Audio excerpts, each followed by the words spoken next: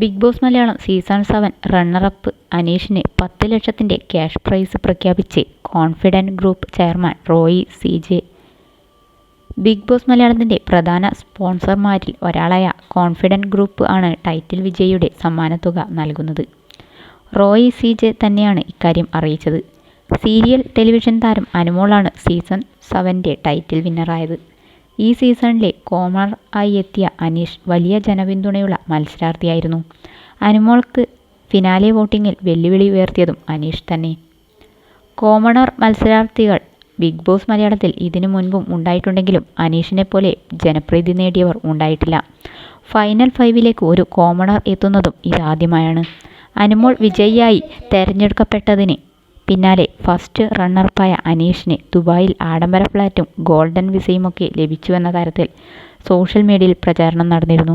ഒടുവിൽ ഇത് വ്യാജ പ്രചരണമാണെന്ന് അറിയിച്ച് അനീഷ് തന്നെ രംഗത്തെത്തി. സോഷ്യൽ മീഡിയയിൽ ഇപ്പോൾ പ്രചരിച്ചുകൊണ്ടിരിക്കുന്ന ഒരു കാര്യത്തിൻ്റെ സത്യാവസ്ഥ നിങ്ങളുമായി പങ്കുവയ്ക്കാനാണ് വന്നത്.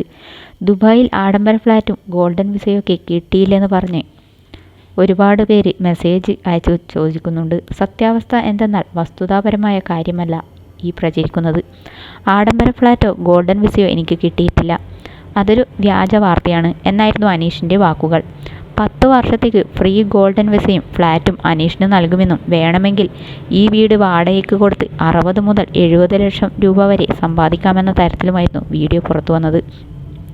അതേസമയം ഫസ്റ്റ് റണ്ണറപ്പായ അനീഷിൻ്റെ വീട്ടിലേക്ക് ആവശ്യമായ എല്ലാ ഗൃഹോപകരണങ്ങളും സൗജന്യമായി നൽകുമെന്ന് ഷോയുടെ പ്രധാന സ്പോൺസർമാരിൽ ഒന്നായ മൈജി അറിയിച്ചിരുന്നു.